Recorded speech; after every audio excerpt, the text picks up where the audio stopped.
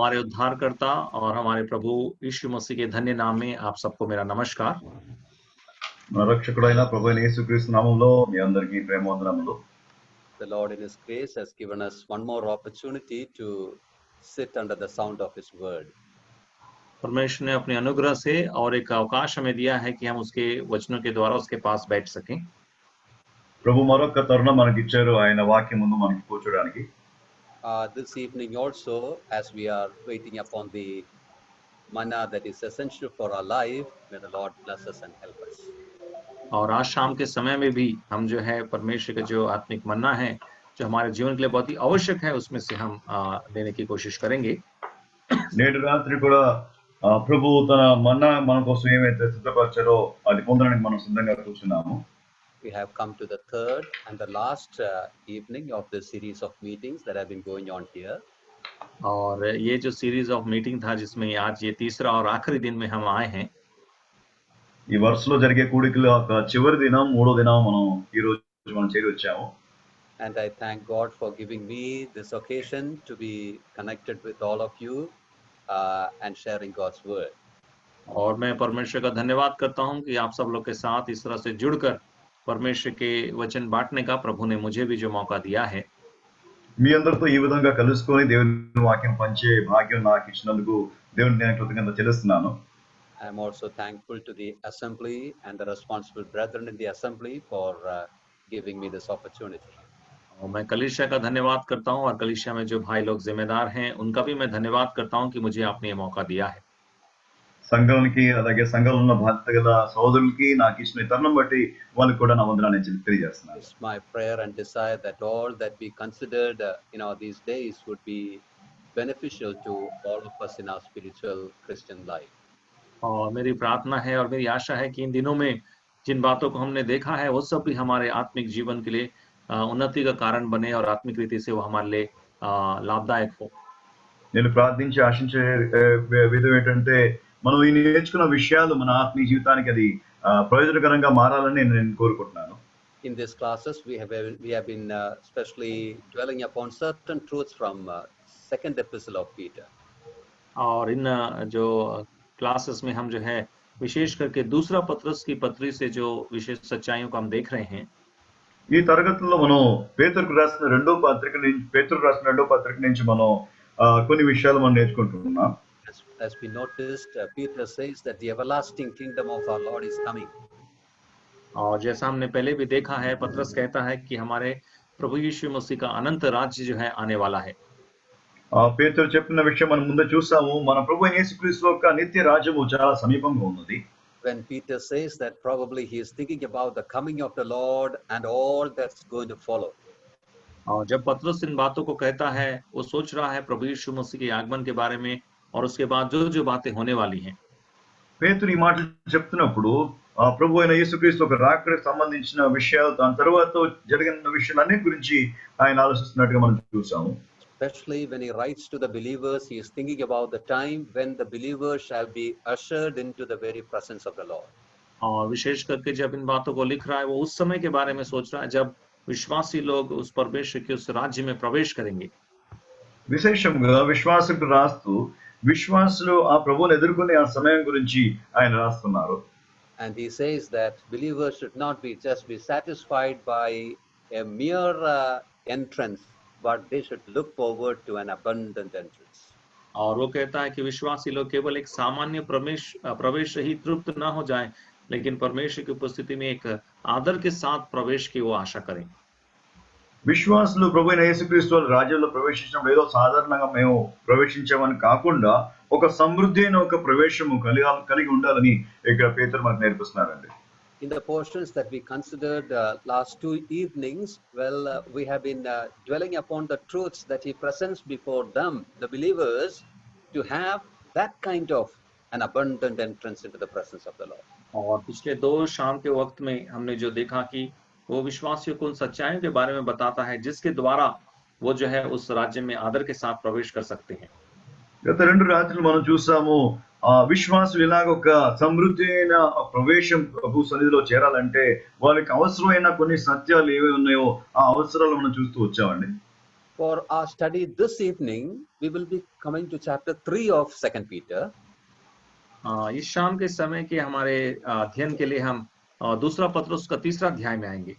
నేడు రాత్రి యొక్క మన స్టడీ కోసం రెండో పేతురు మూడో అధ్యాయానికి మనం వద్దామండి. And from this chapter, we will be seeing what all are the things that we are expecting to come and how we ought to be in the light of all that. और इस अध्याय से हम देखेंगे कि कौन कौन सी चीजें हैं जिसके आने की हम आशा से बाट जो रहे हैं और उसके प्रकाश में हमारा जीवन कैसा होना चाहिए। ఆ మూడో అధ్యాయం నుంచి ఏ విషయాలు రానే ఉన్నాయో వాటి సంబంధించి మనం ఎలాగ సిద్ధపడాలో ఆ విషయాల గురించి మనం చూద్దామండి. To begin with, we will read chapter 3 and verse 14. और हम शुरू में जो है तीसरा अध्याय का 14वां वचन हम पढ़ेंगे। ప్రారంభంగా రెండో పేతురు పత్రిక మూడో అధ్యాయం 14వ వాక్యం మనం చదువుదామండి. इसलिए हे प्रियो, जबकि तुम इन बातों को की आस देखते हो तो यत्न करो कि तुम शांति से उसके सामने निष्कलंक और निर्दोष ठहरो। या brother, May the Lord add his blessings upon the reading of these verses. पढ़े हुए इन वचनों पर प्रभु अपनी आशीष दे। చదవబడిన వాక్యం మీద దేవుడు తన దీవెనలు ఇవ్వును గాక. There Peter says that we are looking for such things. पतरस कहता है कि हम इन बातों की आशा से बाट जोते हैं। ఇక్కడ పేతురు మీరు వీటి కొరకు కనిపెట్టుచున్నారని చెప్తున్నారు. When you read the verses about that, he tells what all are the things that are going to come. और उसके ऊपर के वचनों को जब हम पढ़ते हैं तो बताता है कौन कौन सी चीजें हैं जो आने वाली हैं या होने वाली हैं। దానిపై ఉన్న వాక్యాలు కానీ మనం చదివితే వేటి విషయం మనం కనిపెడుతున్నాం అనే గురించి ఆయన చెప్తున్నారండి. After saying that, he is telling, well, seeing that ye look for such things, or we are looking for such things. और उन सब बातों को कहने के बाद वो कहता है कि तुम इन बातों की आस देखते हो या इन बातों के बारे में तुम बाट जो रहे हो। ఆ విషయాలని చెప్పిన తర్వాత వీటి కొరకు మీరు కనిపెట్టువారు గనుక అని చెప్పి పేతురు ఇంకా ముందు కొనసాగుతున్నారండి. Then he says, then you ought to do one thing, be diligent that ye may be, and he goes on like that. और उसके बाद कहता है कि उस बात का तुम यत्न करो कि तुम, और उसके बाद बाकी बातें बताता है। అయితే ఇవన్నీ మీరు కనిపెట్టున్నారు గనుక అని చెప్పి వీటి విషయంలో మీరు జాగ్రత్త పడుడి అని చెప్పి కొన్ని విషయాలు ఆయన చెప్తున్నారండి. So he says these are the things that you are hoping for, you are expecting, and because of that, in the light of that, you ought to be like this. और इन सब बातें की जो होने की तुम बाट जो रहे हो, इसीलिए उसके प्रकाश में तुम्हें इस तरह से होना चाहिए, ये बात वो उनसे कहता है। ముందుగా మీరు కనిపెట్టే విషయాలు ఇవన్నీ కాబట్టి వీటి గురించి కనిపెడతారు కనుక ఈ విషయాల్లో మీరు జాగ్రత్తగా ఉండాలని ఆయన చెప్తూ వస్తున్నారండి. So this evening, those are the two things that we are going to see. What all are the things that we are expecting, and what kind of persons we ought to be in the light of that expectation. और इस शाम के समय में ये दो बातें ही हम देखने जा रहे हैं कि कौन सी चीजें हैं जो आने वाली हैं जिसकी हम भाषा से बाट जो रहे हैं, और उन बातों के प्रकाश में हमें किस तरह से होना चाहिए। ఈ సాయంత్రం సమయంలో మనం చూసే రెండు విషయాలండి. ఒకటి ఏ విషయం కోసం మనం కనిపెడుతున్నామో, రెండోది ఏంటంటే ఆ కనిపెట్టే విషయాల యొక్క వెలుగులో ఏ విధంగా మనం మారబడి మనం ఎటువంటి మనుషులై ఉండాలో అనే విషయాలు మనం చూడబోతున్నామండి. Christian hope is a living hope. जो मसीह आशा है वो एक जीवित आशा है। క్రైస్తవ నిరీక్షణ ఒక సజీవమైన నిరీక్షణ అండి. If it is a living hope, it should have an effect upon us now. और अगर ये एक जीवित आशा है तो अभी इस वक्त ये जो है हमारे जीवन में एक प्रभाव जरूर डालना चाहिए। ఇది ఒక సజీవమైన నిరీక్షణ అయితే దాని యొక్క ప్రభావం నేడు మన జీవితంలో కనబడాలండి.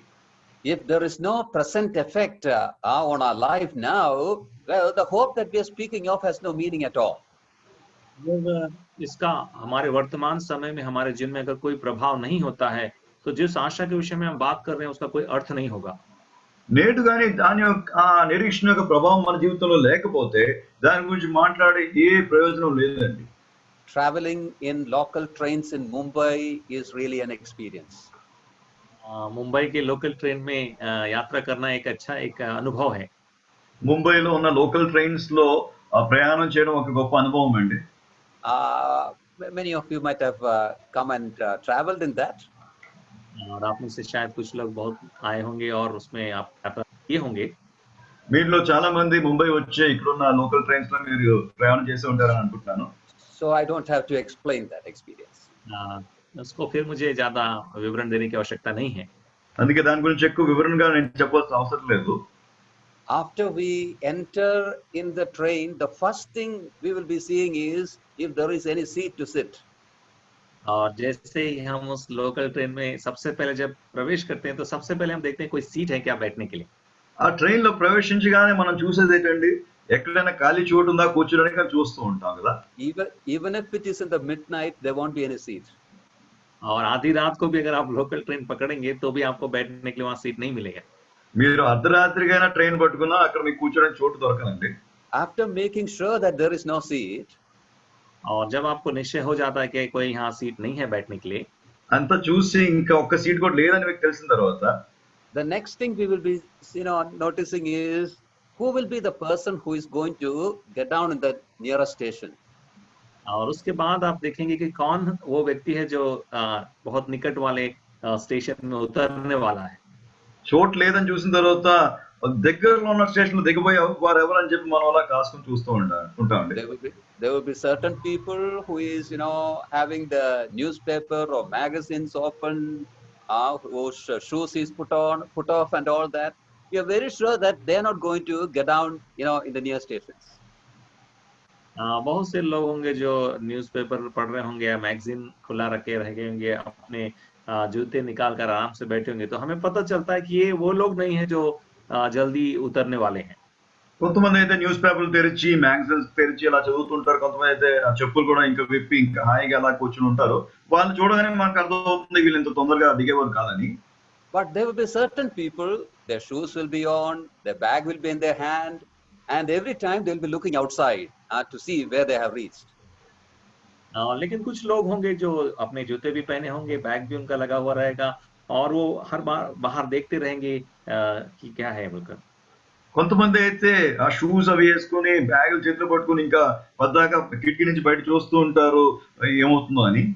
When we see some people like that, well, we will move slowly and go and stand near to them. और जब हम ऐसे लोगों को देखते हैं, हम धीरे से उनके पास जाकर खड़े हो जाते हैं। అయితే అలాంటి వాళ్ళని మనం కానీ చూస్తే ఏం చేస్తాం, నెమ్మదిగా వాళ్ళ పక్కన వెళ్ళి అలా నిలబెడతాం వాళ్ళ పక్కనే. And we are sure that we will get a seat without much delay.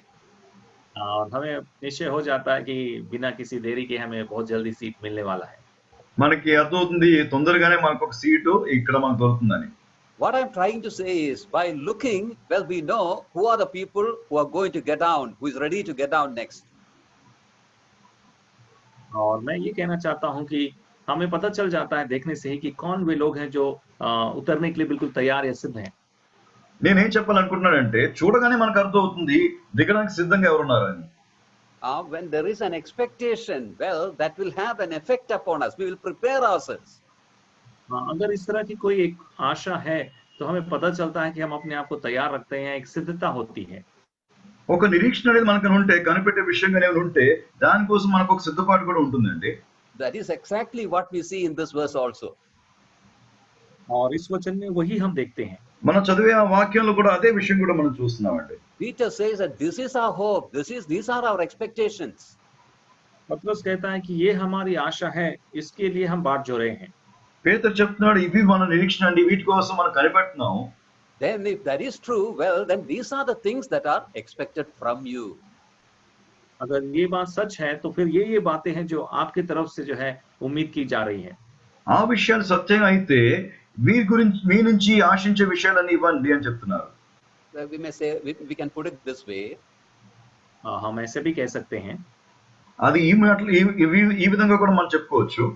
In the passage that we are considering, especially chapter 3, Peter presents before us the expectation of the believers and the expectations from the believers.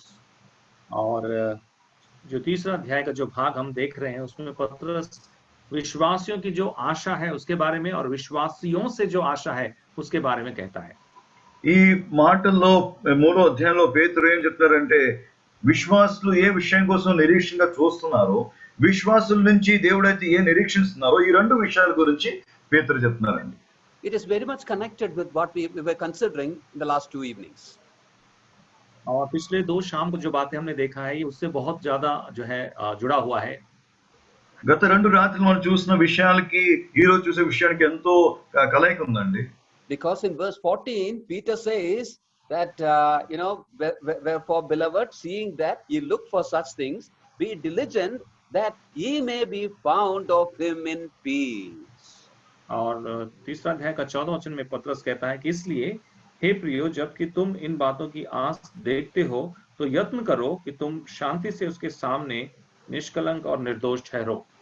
14వ వాక్యంలో పేతురు ఏం చెప్తున్నాడంటే, ప్రియులారా వీటి కొరకు మీరు కనిపెట్టువారు గనుక ఆయన దృష్టికి శాంతం గలవారై ఉండుటకు జాగ్రత్తగా పడుడి అని.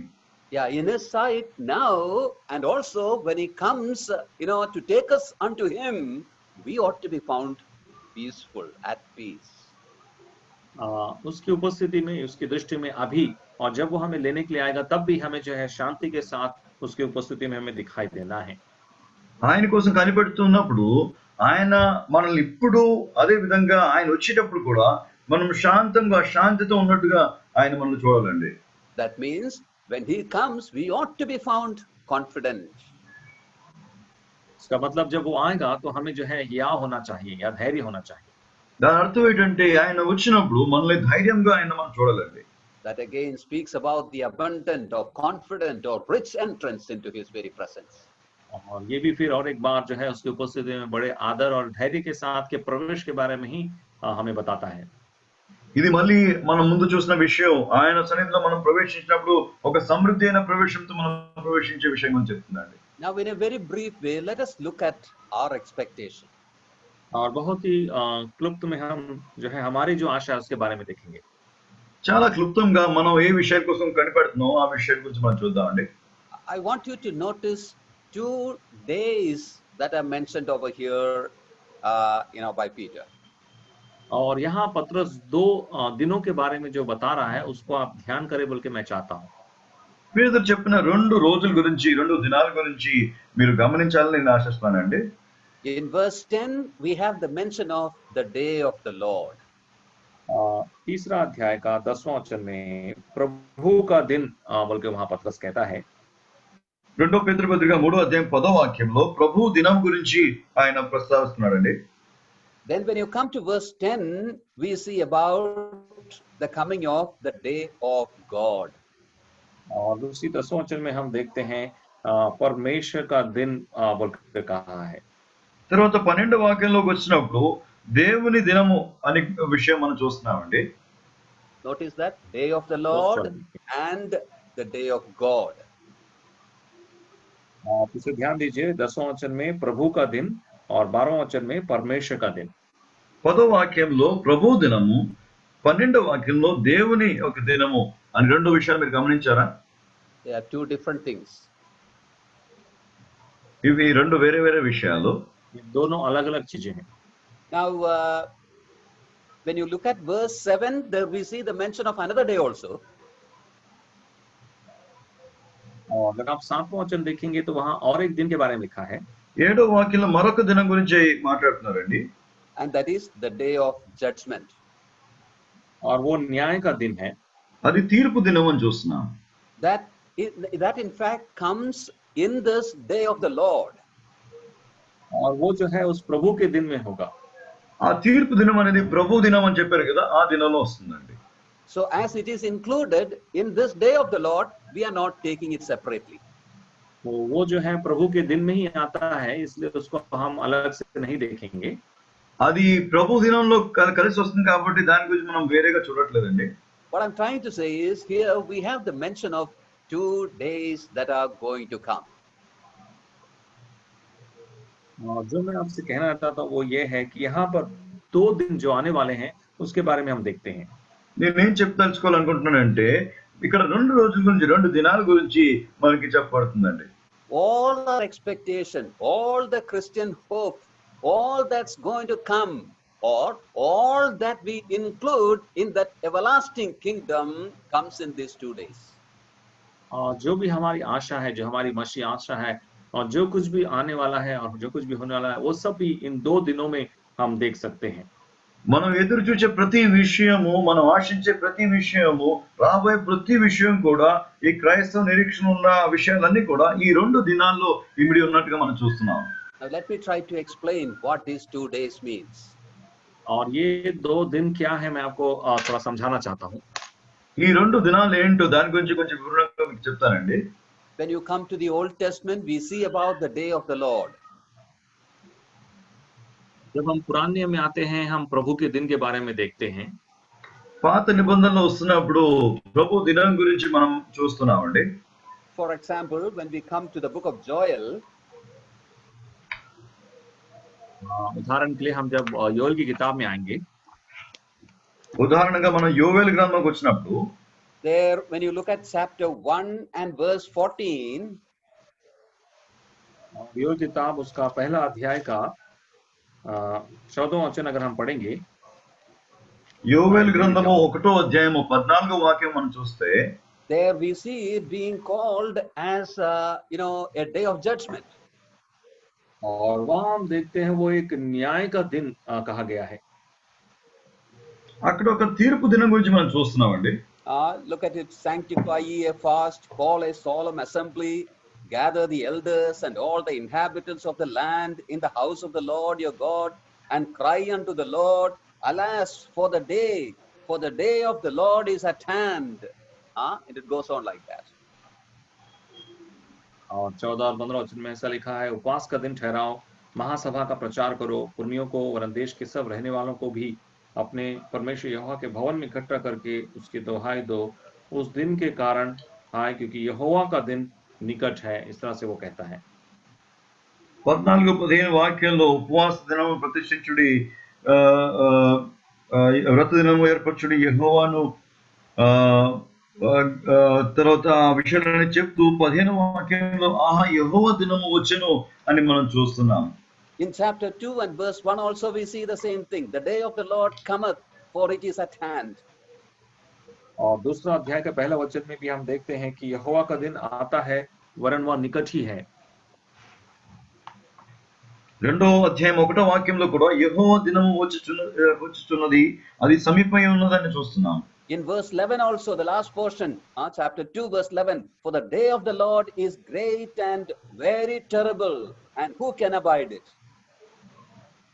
और दूसरा अध्याय का 11वां वचन के आखिरी में भी लिखा है, यहोवा का दिन बड़ा और अति भयानक है, उसको कौन सह सकेगा. అదే అధ్యాయం 11వ వాక్యం చివరి భాగంలో యెహోవా దినము బహు భయంకరము, దాని తాళగలవారు ఎవరు అని చూస్తున్నాం. But come to chapter 2 and verse 18. दूसरा अध्याय का 18वां वचन में आइए. అదే అధ్యాయం 18వ వాక్యం రండి. Then will the Lord be jealous for his land and pity his people.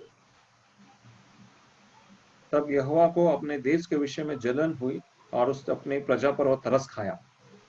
అప్పుడు యెహోవా తన దేశమును బట్టి రోషం పూని తన జనముల యొద్ద జాలి చేసుకొనని చూస్తున్నాం. Look at verse 21. और 21 भी देखिए. 21వ వాక్యం కూడా చూడండి. Fear not, O land, be glad and rejoice, for the Lord will do great things. हे देश, तू मत डर, तू मगन हो और आनंद कर, क्योंकि यहोवा ने बड़े-बड़े काम किए हैं. దేశమా భయపడక సంతోషించి గంతులు వేయుము, యెహోవా గొప్ప కార్యములు చేసెను. If you look at these verses that we read, on the one hand, we see it as a time of destruction, and on the other hand, we see it as a time of blessing. और जब इन वचनों को हम देखते हैं, एक तरफ तो हम देखते हैं कि ये ऐसा समय है जहां पर एक नाश हो रहा है, और उसी समय में दूसरे समय में हम देखते हैं कि वहां एक आनंद का या आशीष का भी एक समय है. ఇక్కడ చెప్పండి మాటలు కనుక మనం గమనిస్తే ఇదొక గొప్ప దేవుని యొక్క కోపం వచ్చి దేవుని యొక్క శిక్ష వచ్చి ఒక దినంగా మనం చూస్తున్నాం. అదే సమయంలో గొప్ప దీవెనలతో కూడా ఒక దినం కూడా వస్తున్నట్టుగా మనం చూస్తున్నాము. It shall be destruction for the wicked, and it shall be a blessing for his own. और जो दुष्ट हैं वो तो उनके लिए नाश का कारण होगा, लेकिन जो उसके अपने हैं उनके लिए ये आशीष का कारण होगा.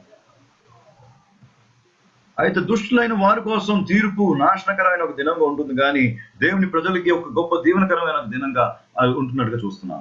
There are many other verses also from the Old Testament which we can show. We are not going into all that. और पुराने में ऐसे बहुत से वचन हैं जिसे हम दिखा सकते हैं, लेकिन अभी हम उसकी तरफ नहीं जा रहे हैं। వీటి సంబంధంలో ఎన్నో పాత నిబంధనల లేఖన భాగాలు ఉన్నాయండి, కానీ వాటన్నిటిలో మనం ఇప్పుడు చూడట్లేదు. Now when we look around in the world, wickedness and corruption is increasing like anything, isn't it? और जब हम अपने संसार की परिस्थितियों को देखते हैं, बुराई और भ्रष्टता कितनी बढ़ती जा रही है ना। నేడు మన లోకంలో మనం చూస్తే ఎంతో భ్రష్టత్వం, ఎంతో అవినీతి వర్ధిల్లినట్టుగా మనం చూస్తున్నాం కదండి. But one thing we have to remember, the Lord will not allow it to continue increasing like this on his creation in his earth. और एक बात हमें याद रखनी है कि प्रभु जो है, उसकी जो सृष्टि है और ये जो पृथ्वी है, उस पर इन बातों को इस तरह से बढ़ने नहीं देगा। ఒక విషయం మనం గుర్తెరగాలండి, ఇలాగా అవినీతి జరుగుతున్నప్పుడు అది ఎన్నటికీ అది జరుగుతున్నట్టుగా ప్రభు తన సృష్టి మీద, ఈ భూమి మీద అనుమతించడని మనం గుర్తెరగాలండి. The Lord shall come with his judgment and destruction. और प्रभु जो है अपने न्याय के साथ आएगा और नाश करेगा बोल के हम देखते हैं। ప్రభు తన తీర్పుతో, ఆయన నాశనంతో ఆయన దిగి వస్తున్నాడండి. And when he does that, well, it shall be a time of blessing for his own. और जब वो ऐसा करेगा तो उसके जो अपने हैं उनके लिए ये आशीष का कारण होगा। లోకం మీద ఆయన తీర్పు తీర్చినప్పుడు ఆయన ప్రజలకి ఆయన దీవెనకరంగా మారుతున్నట్టుగా మనం చూస్తున్నాం. Think about a lion in the forest. जंगल में एक सिंह के बारे में आप सोचिए। అడవిలో ఒక సింహం గురించి మీరు ఇలాగ ఆలోచించండి. When it comes out of its den and roar, all the animals will be scared and they will fear and hide. But think about its own children, the little, lions, the little cubs, they will be happy and rejoicing. और जब उस गुफा से जब वो सिंह बाहर निकलता है और गरजता है, तो जानवर जितने भी उस जंगल में होते सब डर के भाग जाते हैं, इधर उधर छिप जाते हैं। लेकिन जो सिंह के जो बच्चे होते हैं वो बिल्कुल नहीं घबराते हैं और वो आनंद करते हैं। అయితే ఆ సింహము గుహలో నుంచి బయటకు వచ్చి ఆయన గట్టిగా అరుస్తున్నప్పుడు ఏమవుతుందంటే మిగతా మృగాలన్నీ ఎంతో భయపడి పారిపోతూ ఉంటుండగా ఆ సింహం ఒక పిల్లలు ఎంతో ఆనందిస్తూ ఆ స్వరం విని వాళ్ళెంతో సురక్షితంగా ఉన్నట్టుగా మనం చూస్తున్నాం. Yes, the Lion of Judah is going to roar.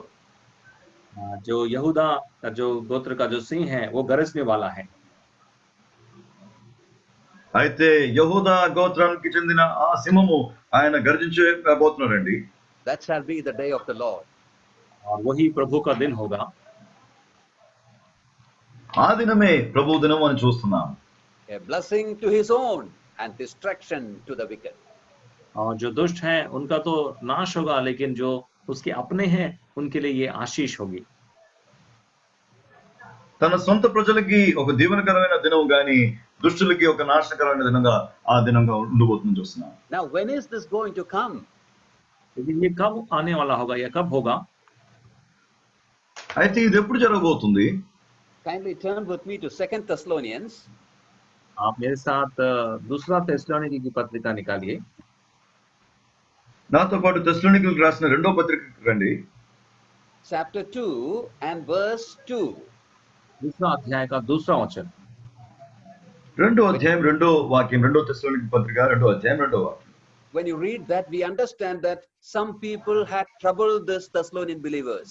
और जब इन बातों को हम पढ़ते हैं तो हमें समझ में आता है कि जो थिस्सलुनीके विश्वासी हैं, कुछ लोगों ने उनको जो है थोड़ा परेशान किया। అయితే ఆ తెస్సలోనికీయులకు రాసిన పత్రిక మనం చదివితే అక్కడ ఉన్న ప్రజలు, అక్కడ ఉన్న విశ్వాసులకి కొంచెం ఇబ్బంది కలిగించారని మనం చదువుతున్నాం. When they were going through troubles and problems, they said that the day of the Lord has started. और वो जब कुछ कष्ट और समस्याओं से जा रहे थे तो वहाँ कुछ लोगों ने बोला कि प्रभु का दिन जो है आ गया है या शुरू हो गया है। అటువంటి ఇబ్బందులు, సమస్యలు విశ్వాసం కలుగుతున్నప్పుడు కొంతమంది ఏం చెప్పారంటే, ఇదిగో ప్రభు దినం ప్రారంభం అయిపోయింది, అందుకే మనకి సమస్యలు వస్తున్నాయని. Now Paul is telling that teaching is wrong. पौलुस कहता है कि ये शिक्षा बिल्कुल गलत है।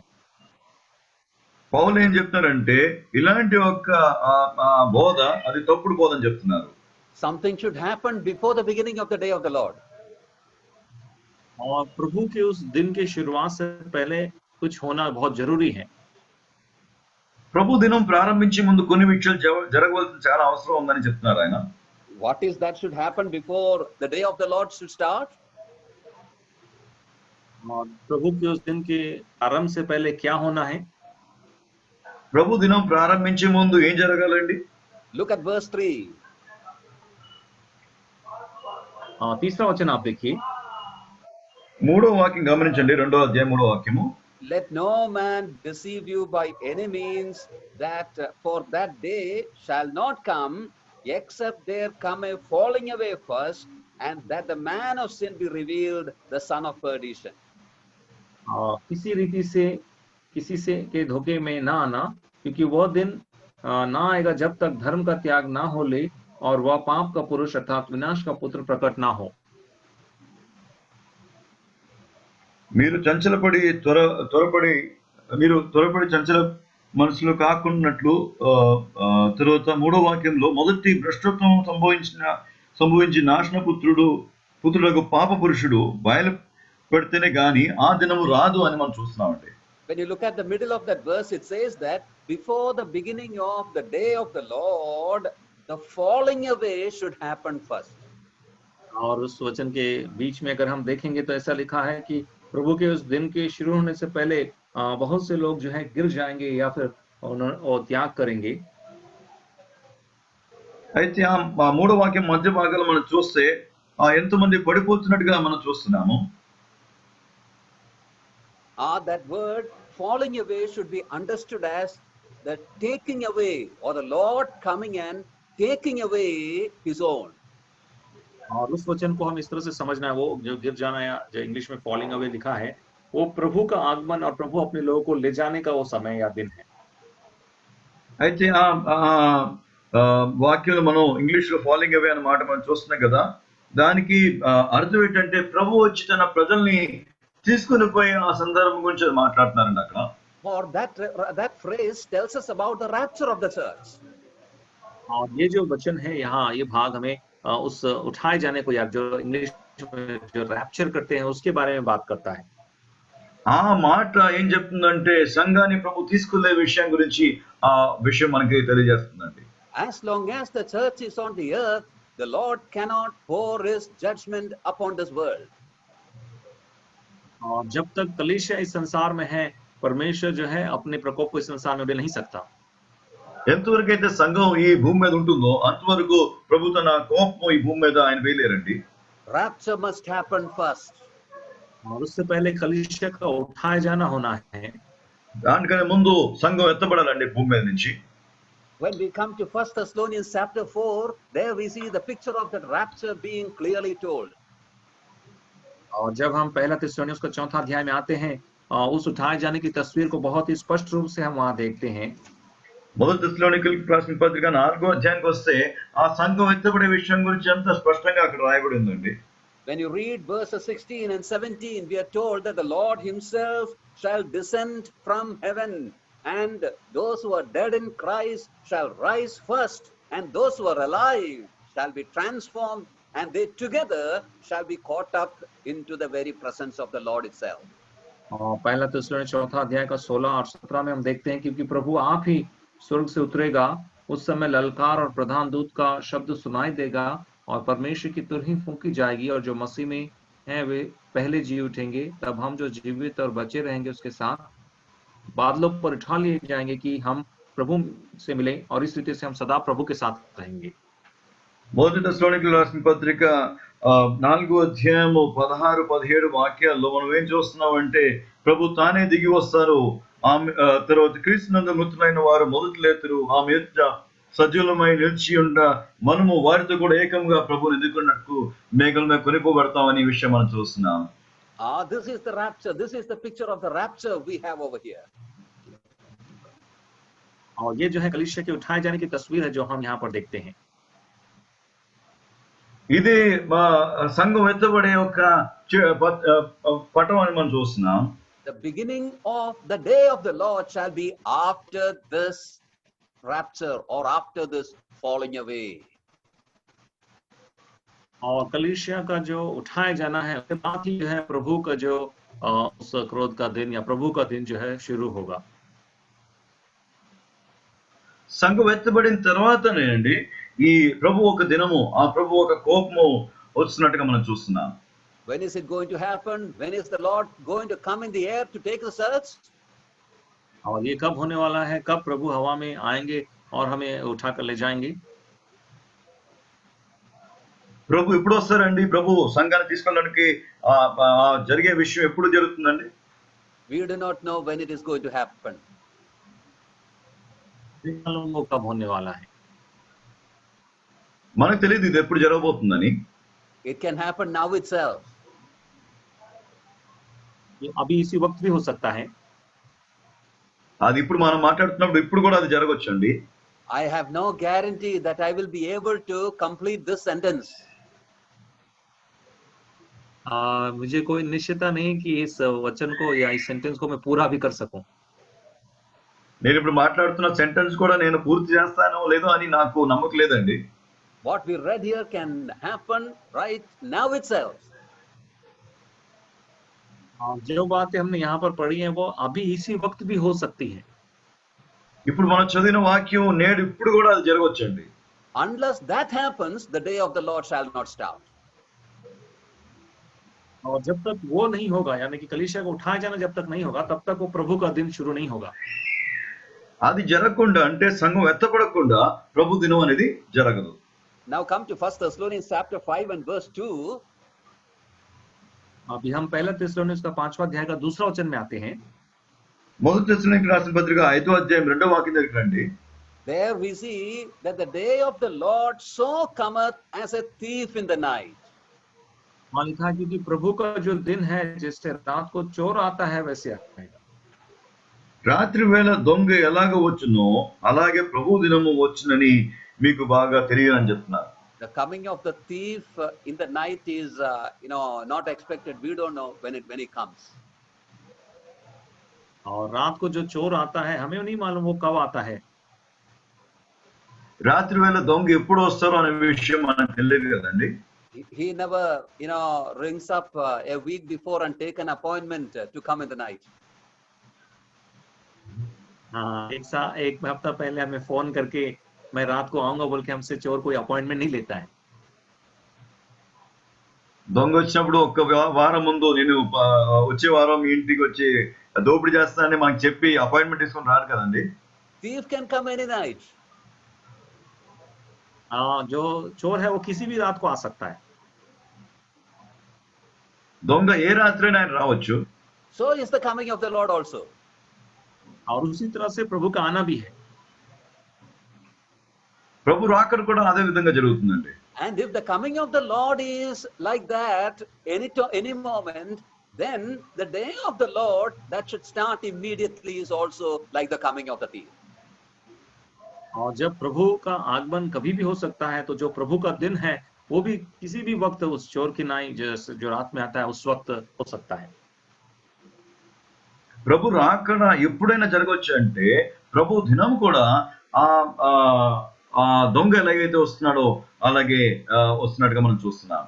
After the church is taken, well, judgment shall be poured upon this earth.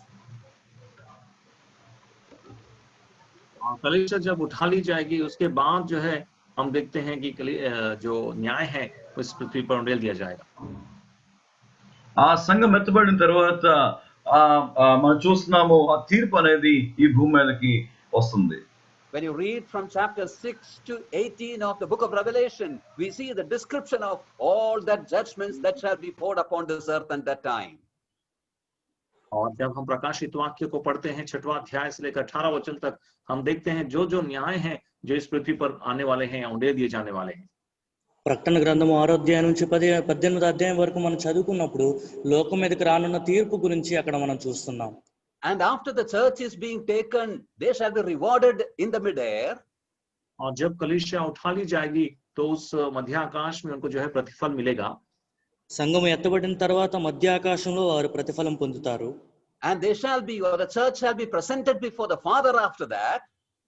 और उसके बाद जो कलीसिया है वो पिता के सामने प्रस्तुत की जाएगी. దాని తర్వాత సంఘము తండ్రి ఎదుట ప్రత్యక్షపరచబడుతుంది.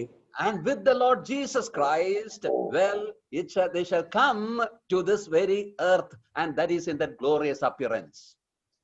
और उसके बाद प्रभु यीशु मसीह के साथ वो कलीसिया इस पृथ्वी पर फिर से प्रकट होगी और वो एक महिमा के साथ प्रकटीकरण होगा। దాని తర్వాత మహిమతో కూడిన ప్రత్యక్షంతోనే సంఘము ప్రభువైన యేసుక్రీస్తు వారితో కలిసి ఈ లోకంలో ప్రత్యక్షం అవబోతుంది. That shall be followed by the 1,000 years reign of the Lord Jesus Christ on this earth. और उसके बाद प्रभु यीशु मसीह का 1000 साल का राज्य जो है शुरू होगा। అది జరిగిన వెంటనే ప్రభువైన యేసుక్రీస్తు వారి 1000 ఏండ్ల పరిపాలన ఈ భూమి మీద ప్రారంభం అవబోతుంది. All that will be really a time of blessing for his own people. और ये सब भी उसके अपने लोगों के लिए एक आशीष का समय होगा। ఇవన్నీ కూడా ఆయన ప్రజల కొరకు ఆశీర్వాదకరంగా సమయంగా ఉంటుంది. So all these are included in that day of the Lord. ये सब भी उस प्रभु के दिन में सब मिला हुआ है। ప్రభు దినమందు ఇవన్నీ కూడా పొందుపరచబడి ఉంటాయి. On the one side it shall be destruction, judgment, but on the other side it shall be a time of blessing. और एक तरफ तो ये नाश और न्याय का होगा कारण होगा, दूसरी तरफ आशीष का कारण होगा बोल के हम देखते हैं। ఒక పక్క నాశనము తీర్పుకు కారణంగా ఇది ఉంటుంది, మరొక పక్క ఆశీర్వాదానికి కారణంగా ఇది ఉంటుందని మనం చూస్తున్నాం. Now the second day I said was the day of God. और जो दूसरा दिन मैंने बताया था वो है परमेश्वर का दिन। రెండోది దేవుని దినము అని నేను చెప్పాను. The day of God is actually the eternity itself. और परमेश्वर का जो दिन यहाँ बताया गया है वो अनंतता है। ఇక్కడ చెప్పబడిన దేవుని దినము అనగా నిత్యత్వము. Let us turn to 1 Corinthians chapter 15. पहला कुरिन्थियों का 15वां अध्याय में हम आएंगे। కొరింథీయులకు రాసిన మొదటి పత్రిక 15వ అధ్యాయం మనం చూసుకుందాం. When you look at verse 24, there we read like this: Then cometh the end, when he shall have delivered up the kingdom to God, even the Father, when he shall have put down all rule and all authority and power. 24वां वचन में हम पढ़ते हैं, इसके बाद अंत होगा, उस समय वह सारी प्रधानता और सारा अधिकार और सामर्थ्य का अंत करके राज्य को परमेश्वर पिता के हाथ में सौंप देगा। 24వ వాక్యంలో మనం చదువుకున్నాం, అటు తరువాత ఆయన సమస్తమైన ఆధిపత్యమును సమస్తమైన అధికారమును బలమును కొట్టివేసి తన తండ్రి అయిన దేవునికి రాజ్యము అప్పగించును, అప్పుడు అంతము వచ్చును. Yeah, this comes to the end of the 1,000-year reign of our Lord Jesus Christ. और ये कब होगा? हमारे प्रभु यीशु मसीह के 1000 साल के उस राज्य के अंत में होगा। మన ప్రభువైన యేసుక్రీస్తు వారి 1000 ఏండ్ల పరిపాలన యొక్క అంతములో ఇది జరుగుతుందని మనం చూస్తున్నాం. All things shall be brought under the feet of the Lord Jesus Christ. और सभी कुछ भी प्रभु यीशु मसीह के पांव के तले कर दिया जाएगा। అన్ని విషయంలో ప్రభువైన యేసుక్రీస్తు పాదముల కిందకి తేబడతాయి. We see in verse 26, the last enemy that shall be destroyed is death. और 26वां वचन पढ़ते हैं कि अंतिम बैरी जो नष्ट किया जाएगा वो मृत्यु है। 26 వాక్యంలో మనం ఇలా చదువుకున్నాం, కడపట నశింప చేయబడి శత్రువు మరణం. I am not going into the details of all this, but understand this, that towards the end of that 1,000-year period, everything shall be brought under the feet of the Lord Jesus. और उसके पूरे विवरण में मैं नहीं जा रहा हूं, लेकिन एक बात हम समझे कि प्रभु यीशु मसीह के उस 1000 साल के राज्य के बाद सारी चीजें प्रभु यीशु मसीह के पांव तले कर दी जाएंगी।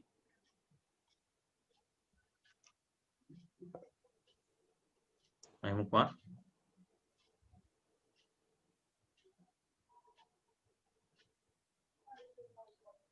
వాటన్నిటి వివరాల్లోకి నేను వెళ్ళట్లేదు, కానీ అదంతా జరిగిన తర్వాత సమస్త విషయంలో ప్రభువైన యేసుక్రీస్తు పాదముల కిందకు తేబడతాయనే విషయాన్ని మనం చూస్తున్నాం. And there in verse 24 we are told that at that time the Son, the Lord Jesus Christ, shall deliver up the kingdom to God.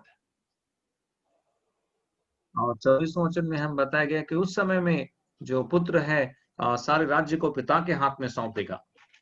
ఆ తర్వాత 24వ వాక్యంలో మనం చూస్తున్న సమస్త విషయంలో కుమారుడు దేవుని తండ్రి అయిన దేవుని చేతికి అప్పగించును. And verse 28 says that at that time God shall be all in all. 28वां वचन में उस समय में परमेश्वर सब कुछ और सब में होगा। ఆ తర్వాత 28వ వాక్యంలో మనం చూస్తున్నాం, దేవుడు సర్వములో సర్వమగును. That is what we call as the day of God, that is eternity itself. और उसी को हम परमेश्वर का दिन या फिर अनंतता कहते हैं। అదే దేవుని దినము లేదా నిత్యత్వము అని మనం పిలుస్తూ ఉంటాం. there shall be no end at all for that day of God. और उस परमेश्वर के दिन का कोई अंत नहीं होगा। దేవుని దినముకు అంతం అనేది ఏమీ ఉండదు. So what I'm trying to say is all that's going to happen can be brought under these two heads, the day of the Lord and the day of God. और जो मैं आपसे कहना चाह रहा हूँ ये है कि जो कुछ भी जो होने वाला है ये दोनों शीर्षक पे आता है, प्रभु का दिन और परमेश्वर का दिन। నేనేం చెప్పడానికి ప్రయత్నిస్తున్నానంటే రాబోయే దినంలో జరగబోయేవన్నిటిని కూడా రెండు విభాగంలో మనం చూస్తున్నాం, ప్రభువు దినము, దేవుని దినము. What a blessed thing it is to remember that all that the Lord is going to do in future is revealed to us, not just revealed to us, but written and given into our hands. और ये कितनी धन्य बात है कि प्रभु जो कुछ भी भविष्य में करने वाला है, परमेश्वर ने उन सबको हमें बताया है, केवल हम पर प्रकट किया है उतना ही नहीं, लेकिन लिख कर उसे हमें हाथों में भी दिया है। నిజంగా ఎంత ధన్యకరమైన విషయం, ఎంత ఆశీర్వాదకరమైన విషయము. భవిష్యత్తులో జరగబోయే విషయాలు, ప్రభు చేయనున్న విషయాలన్నీ ముందుగానే మనకి ప్రత్యక్షపరిచారు. అంత మాత్రమే కాదు, మనకి లిఖిత పూర్వకంగా రాయబడి మన చేతికి ఆయన అందించారు. We are waiting for the coming of the Lord. और हम प्रभु के आगमन की बात जो रहे हैं, ప్రభు రాక కొరకు ఎదురు చూస్తున్నాం. We shall see him as he is and we shall be with him forever and ever. और जैसा वो है वैसा ही हम उसे देखेंगे, उसके समान होंगे और उसके साथ हम हमेशा हमेशा के लिए रहेंगे। ఆయన్ని ఉన్నట్లుగానే మనం చూడబోతున్నాము, నిత్యత్వంలో ఆయనతో మనం నివసించబోతున్నాం. After we are taken for 7 years, it shall be time of judgment on the earth. अब जब हम उठा लिए जाएंगे तो 7 साल के लिए इस पृथ्वी पर जो है न्याय का समय होगा। మనం కొనుకోబడిన తర్వాత 7 సంవత్సరాల వరకు ఈ లోకం మీదకి తీర్పు రాబోతుంది. Then the Lord shall come and rule here for 1000 years.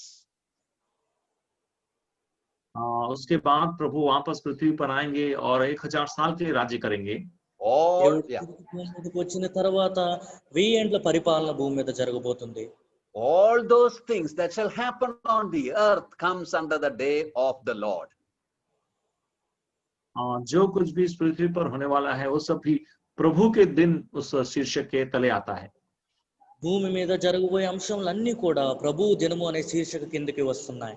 Then at the end of that kingdom, well, everything is subdued unto him. Well, the Lord shall deliver up that kingdom unto the Father. और उस 1000 साल के उस अंत के बाद सब कुछ जब प्रभु यीशु मसीह के पांव तले कर दिया जाएगा, प्रभु यीशु मसीह उस राज्य को पिता को सौंप देंगे।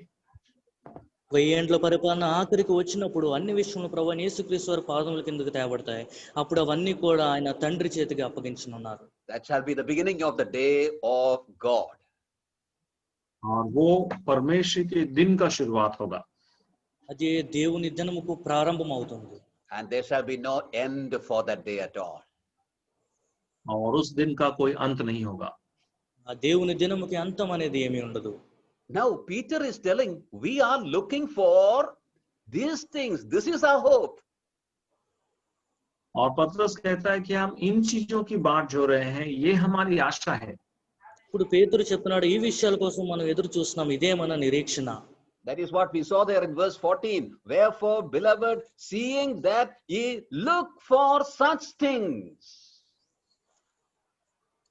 और वही हमने दूसरा पत्रस 3 का 14 में देखा है कि हे प्रियो, जब तुम इन बातों को देखते हो, इनकी तुम आशा से बाट जो हो. అదే మాట పేతురు రాసిన 2వ పత్రిక 3వ అధ్యాయం 14వ వాక్యంలో మనం చూసుకున్నప్పుడు, ప్రియులారా వీటి కొరకు మీరు కనిపెట్టువారు గనుక అని మనం చూస్తున్నాం. When he says for such things, well, it speaks about the blessedness of this hope that you and I have. और जब इन बातों के बारे में कहता है, इसका मतलब जो धन्य आशा आपको और मुझे है उसके बारे में वो कहता है.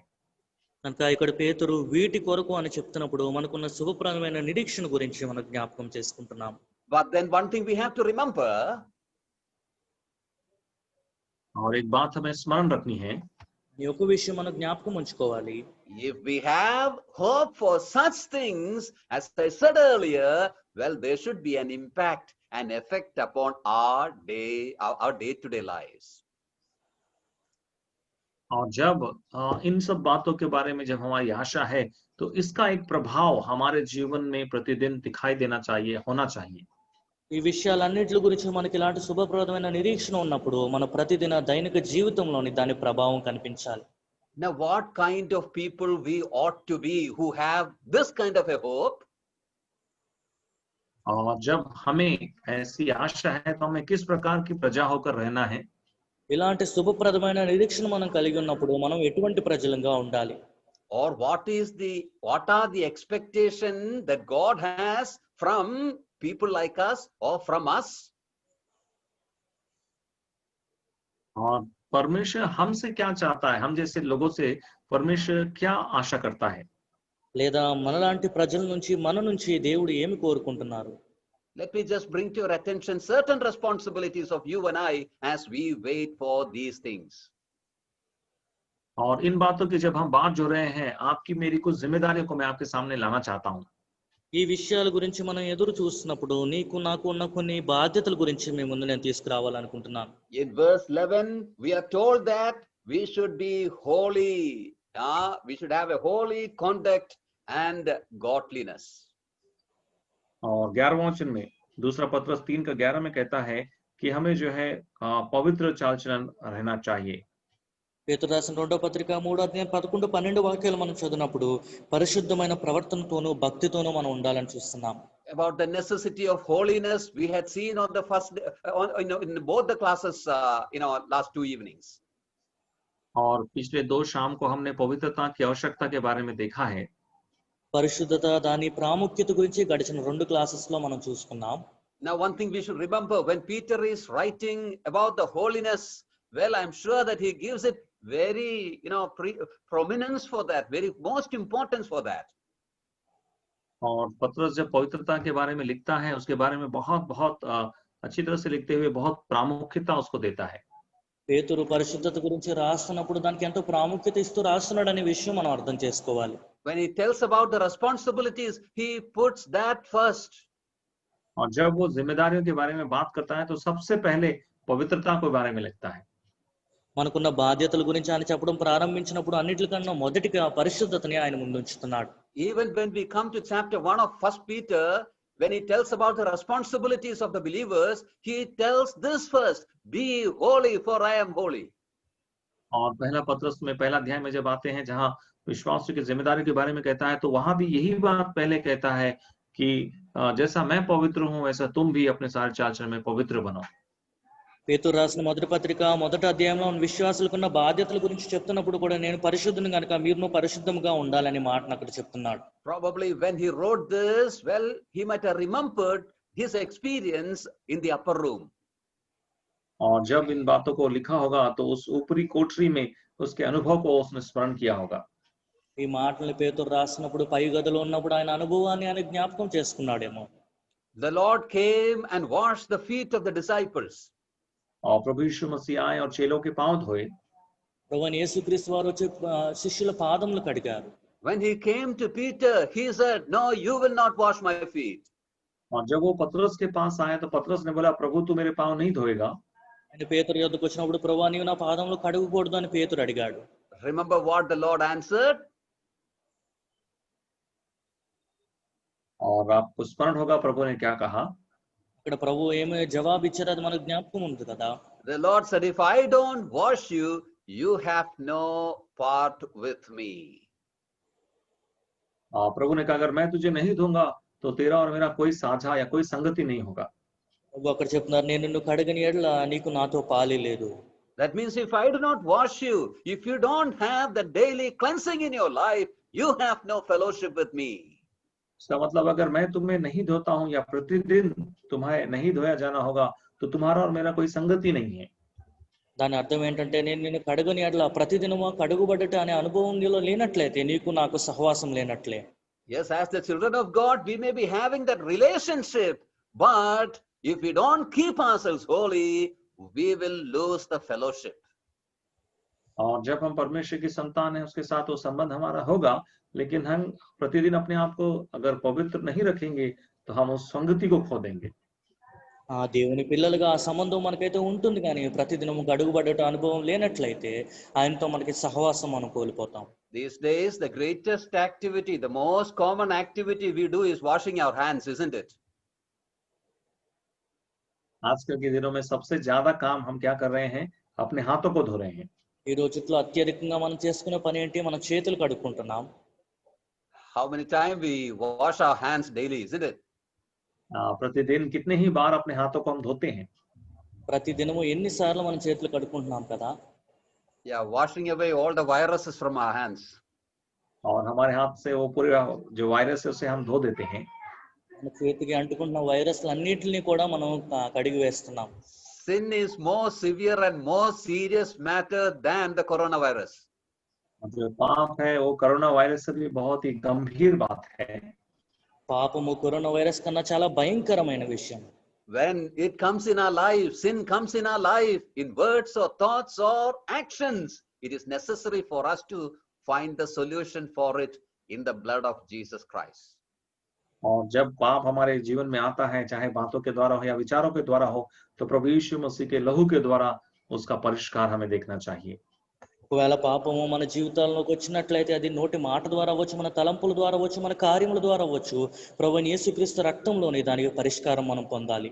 As people who are waiting for the Lord's coming, well, this is the most important thing, holiness. और जब हम परमेश्वर के बाद जो होने की, प्रभु के आने की बाद जो होने वाली प्रजा है, तो ये सबसे पहले हमारे जीवन में होना चाहिए पवित्रता। దేవుని రాక కోసం ఎదురు చూస్తున్న ప్రజలుగా మనం ఉన్నాం కాబట్టి అన్నిటికన్నా ప్రాముఖ్యమైన విషయము పరిశుద్ధముగా ఉండుట. Number 2, और दूसरा है, రెండో విషయము, when you look at verse 12, we read like this, looking for and hasting unto the coming of the day of God. और 12वां वचन पढ़ते हैं कि परमेश्वर की उस दिन की बाट किस रीति से जोड़ना, इसके जल्द आने के लिए कैसा यत्न करना चाहिए।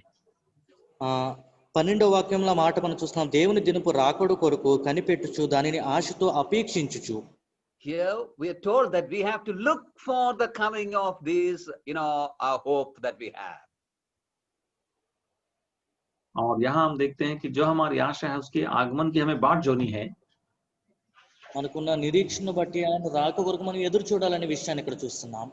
What I mean is, when it says that we have to look and haste for that day, well, it simply means that we have to really love the appearing of the Lord Jesus Christ. और जब मैं कहता हूं कि हम जो इस दिन की आशा से बाट जोना है, इसका मतलब प्रभु यीशु मसीह के आगमन को हमें प्रेम करना है।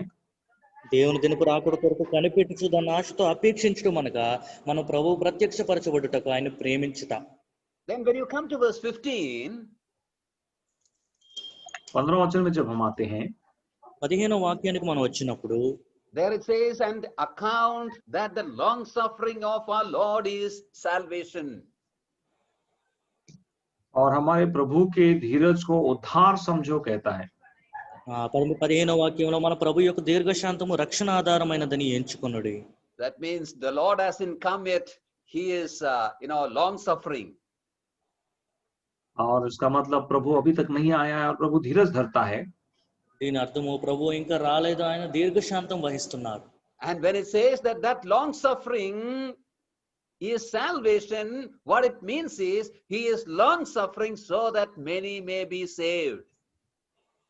और उसके धीरज को उद्धार समझो, इसका मतलब जब वो धीरज धरता है, इसका मतलब है कि वो चाहता है कि और भी बहुत से लोग उद्धार पाएं। దీర్ఘశాంతము రక్షణార్థమైనదని ఎంచుకొనుడి అంటే దాని అర్థము దేవుడు దీర్ఘశాంతం వహిస్తున్నాడు, ఇంకా అనేక మంది రక్షింపబడాలని. And when you come to verse 9, we are told that that long suffering is to usward, toward us. और जब हम 9वां वचन पढ़ते हैं, उसको हम देखते हैं कि वो जो धीरज है वो हमारे प्रति है। 9వ వాక్యంలో అదే అధ్యాయంలో మనం చూసినప్పుడు మీ ఎడల దీర్ఘశాంతము గలవాడై ఉన్నాడని మనం చూస్తున్నాం. That means we have to put all our zeal into winning others for the Lord, bringing others for unto salvation. इसका मतलब हमारी पूरी आसक्ति दूसरों को प्रभु के पास लाने के लिए, उनके उद्धार के लिए होनी चाहिए। దీని అర్థము ఇతరుల్ని మనం ప్రభు యొద్దకు తీసుకువచ్చుటకు, ఇతరులని రక్షణ మార్గంలో నడిపించుటకు మనం ఆసక్తి కలిగి ఉండాలి. Yes, we ought to be, putting all our energy into evangelization and sharing the gospel with other people. और हमारी जितनी भी ऊर्जा है उसको हमें जो है सुसमाचार के प्रचार के लिए और दूसरों को प्रभु के पास लाने के लिए उपयोग करनी है। మన సామర్థ్యం అంతా కూడా ఇతరుల్ని ప్రభు యొద్దకు తీసుకువచ్చుటకే మనం ఉపయోగించాలి. As we know, now is the day of salvation. Now is the acceptable time. जैसा हम जानते हैं आज ही उद्धार का दिन है, आज ही वो प्रसन्नता का दिन है. మనకు తెలుసు కదా, ఇదే రక్షణ దినము, ఇదే అనుకూల సమయము. By our words and by our works, we ought to be sharing, we ought to be showing the Lord Jesus Christ to others. हमारे बातों के द्वारा, हमारे कामों के द्वारा हमें दूसरों को प्रभु यीशु मसीह को दिखाने वाले होना है. మన మాటల ద్వారా, మన క్రియల ద్వారా ప్రభువైన యేసుక్రీస్తు వారిని ఇతరులు మనకు చూపించాలి, ఇతరులకు మనం చూపించాలి, పంచుకోవాలి. Then when we come to verse 17, और जब हम 17वां वचन में आते हैं, 17వ వాక్యానికి మనం వచ్చినప్పుడు there we have this words like this: Ye therefore, beloved, seeing ye know these things before, beware lest ye also, being led away with the error of the wicked, fall from your own steadfastness. इसलिए हे प्रियो, तुम लोग पहले ही इन बातों को जानकर चौकस रहो, ताकि अधर्मियों के भ्रम में फंसकर अपनी स्थिरता को कहीं हाथ से खो ना दो. 17వ వాక్యంలో మనం చూస్తున్నాం, ప్రియులారా, మీరు ఈ సంగతులు ముందుగా తెలుసుకుని ఉన్నారు కనుక మీరు నీతి విరోధుల తప్పు బోధ వలన తొలగింపబడి మీకు కలిగిన స్థిర మనస్సును విడిచి పడిపోకుండా కాచుకుని ఉండుడి. When you look at the verse about that, we see Peter referring to certain people who twisted the word of God. और उसके ऊपरी वचनों को जब हम देखते हैं पतरस उन लोगों के बारे में बोल रहा है जो परमेश्वर के वचन को घुमा फिरा के कहते हैं. పైన వాక్యంలో పేతురు ఇలా మాట్లాడుతూ చెప్తున్నారు, లేఖనాల్ని అపార్థం చేసుకున్న వారి గురించి. So here in verse 17 he says, "Oh you believers, beloved, you should beware lest you fall after that." और 17वां वचन में कहता है कि हे प्रियो, तुम सावधान रहो, कहीं तुम गिर ना जाओ. అందుకే 17వ వాక్యంలో మీరు జాగ్రత్త పడి ఉండండి, అటువంటి విషయాలు మీరు పడకుండా ఉండాలని పేతురు చెప్తున్నాడు. What it means is actually we should hold fast to the sound doctrine, the word of God. और इसका मतलब है कि जो परमेश्वर के जो वचन के सिद्धांत हैं, उस वचन के सिद्धांतों को हमें पकड़े रहना है. దీని అర్థము దేవుని వాక్యం యొక్క సిద్ధాంతముని మనం పట్టుకొని ఉండాలి. When we give the right place to the word of God in our life, well, as we see in verse 18, we will grow in grace and in the knowledge of the Lord Jesus Christ. जब परमेश्वर के वचन को अपने जीवन में हम सही स्थान देते हैं, जैसा 18वां वचन में हम देखा है, तब हम प्रभु यीशु मसीह के अनुभव ज्ञान में बढ़ते जाएंगे. దేవుని వాక్యానికి మన జీవితంలో సరైన స్థానం మనం ఇచ్చినట్లయితే 18వ వాక్యంలో మనం చూసుకున్నట్లు మన ప్రభువును రక్షకుడైన యేసుక్రీస్తు అనుగ్రహించు కృపయందు జ్ఞానమందు అభివృద్ధి పొందుదాము. Yes, dear brothers and sisters, how important these instructions are for you and I. इसलिए प्यारे भाई और बहनों, ये जो निर्देश हैं आपके लिए और मेरे लिए कितने जरूरी हैं. అవును ప్రియ సహోదరులారా, ఈ విషయాలు, ఈ ఆజ్ఞలన్నీ మీకు నాకు ఎంతో ప్రాముఖ్యమైనవి. Keeping holiness in our life. हमारे जीवन में पवित्रता को पालन करते हुए, మన జీవితంలో పరిశుద్ధతను మనం పాటిస్తూ, loving the appearance of the Lord Jesus Christ. प्रभु के उस प्रकट होने को प्रेम करते हुए, ప్రభువైన యేసుక్రీస్తు యొక్క రాకను అపేక్షించుచు, putting all our energy in sharing about the Lord Jesus to others. और हमारी पूरी ऊर्जा को दूसरों को साथ प्रभु यीशु मसीह को बांटने के विषय में खर्च करते हुए, మన సామర్థ్యం అంతటిని ప్రభువైన యేసుక్రీస్తు వారిని ఇతరులకి చూపించుటకు మనం ఉపయోగించి, And holding fast to the right teachings, the right doctrines. और परमेश्वर के वचन की जो सही सिद्धांत है उसको थामे रहते हुए, उसको पकड़े रहते हुए, దేవుని వాక్యంలో సరైన సిద్ధాంతముకు మనం దాన్ని ఆనుకుని ఉండి, And if we give importance to these, responsibilities that we have, when the Lord comes, we shall be found in peace. और इन सब जिम्मेदारियों को करते हुए जब हम करते रहेंगे, तो जब प्रभु आएगा तो हमें शांति होगी. ఈ బాధ్యతలన్నిటిని మనం పాటించినప్పుడు ప్రభు రాకయప్పుడు మనం సమాధానం కలిగి ఉంటాం. If the Lord comes this night, will you be found at peace?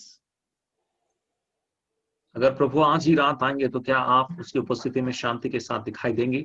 ఒకవేళ ప్రభు ఈ రాత్రి రానై ఉన్నట్లయితే మీరు సమాధానం కలిగి ఉండగలరా?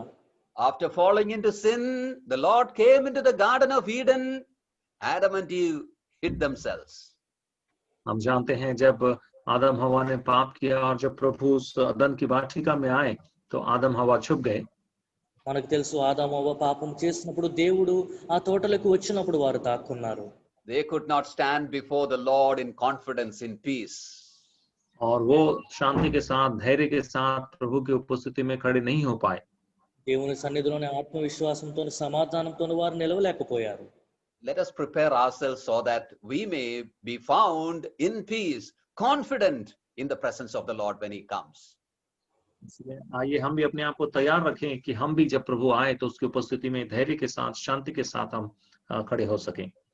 ప్రభు వచ్చినప్పుడు ఆయన సన్నిధిలో ధైర్యంతోనూ సమాధానంతోనూ మనం నిలబడలాగిన మనల్ని మనం సిద్ధపరచుకుంటాం. Dear brothers and sisters, you know what should be, what all areas you have to repair in your life. प्यारे भाई और बहनों, आपको पता है कौन कौन से जगहों में अपने जीवन में आपको ठीक करना है। ఏ సహోదరా సహోదరి, మీ జీవితంలో ఏ భాగంలో మిమ్మల్ని మీరు సరి చేసుకోలో మీకే బాగుగా తెలుసు. And it is open and naked in the eyes of the Lord also. और वो प्रभु की उपस्थिति में भी पूरी तरह से खुला हुआ है, प्रभु जानता है। అది దేవుని సన్నిధిలో దేవుని కన్నుల ఎదుట తేటగా ప్రత్యక్షమై ఉంది. Don't ever think that only you know that. The Lord can see it all. आप अभी भी ये नहीं सोचे कि केवल आप ही इस बात को जानते हैं, लेकिन परमेश्वर सब कुछ देखता है और सब जानता है। కేవలం మీకే విషయాలు తెలుసని మీరు అనుకోకండి, అన్ని విషయాలు ప్రభు ఎదుట ప్రత్యక్షమై ఉన్నాయి. May the Lord give us grace that we may take these truths very seriously. प्रभु हमें अनुग्रह दे कि इन सच्चाइयों को हम गंभीरता से लें। ఈ సత్యంని గంభీరంగా మనం తీసుకునేలాగా దేవుడు మనకి కృపను అనుగ్రహించును గాక. Yes, dear brothers and sisters, the Lord is coming. इसलिए प्यारे भाई और बहनों, प्रभु यीशु मसीह शीघ्र आने वाले हैं। ఏ సహోదర సహోదరి, అవును ప్రభు త్వరగా రానే ఉన్నారు. We will be taken to the presence of the Lord. हम प्रभु की उपस्थिति के लिए उठा लिए जाएंगे। మనం ప్రభు సన్నిధికి కొనుక్కోబడతాం. Day of the Lord shall follow. उसके बाद प्रभु का दिन आएगा। దాని పిమ్మట ప్రభు దినము వచ్చును. Day of the Lord shall join the day of God. प्रभु का दिन परमेश्वर के दिन के साथ जुड़ जाएगा। ప్రభు దినము దేవుని దినంతో పాటు జోడింపబడి ఉంటుంది. If these are the things that we are waiting for, what kind of people we ought to be. और जब हम इन सब बातों के बारे में बात जो रहे हैं, तो किस तरह की प्रजा होकर हमें रहना है। ఇలాంటి విషయముల గురించి మనం ఎదురు చూస్తున్నప్పుడు ఎటువంటి ప్రజలుగా మనం ఉండాలి. When you read this chapter, it tells clearly that all that you see as big things in the world now are all waiting to be dissolved. और जब हम इस अध्याय को पढ़ते हैं, अभी जो इस संसार में बड़ी-बड़ी जो चीजें दिखाई देती हैं, वो सब भी एक दिन बिल्कुल गल जाएंगी। ఈ అధ్యాయంలో మనం చదివినప్పుడు ప్రస్తుత లోకంలో మీరు చూస్తున్న గంభీరమైన పెద్ద పెద్ద విషయాలన్నీ త్వరలో గతించిపోవును. So let us not put our eyes on, our mind on things that are on earth, but let us put our mind on things that are permanent. इसलिए हमारे मन को हम जो है पृथ्वी की बातों पर ना लगाएं, लेकिन जो स्वर्गीय वस्तुएं हैं, जो अनंत वस्तुएं हैं, उन पर अपने मन को हम लगाएं। కనుక ఈ లోకంలో ఉన్న విషయాల మీద మన దృష్టిని మన మనసుని మనం సారించకుండా నిత్యత్వంలో ఉన్న విషయాల మీద మన దృష్టిని మనం కేంద్రీకరిద్దాం.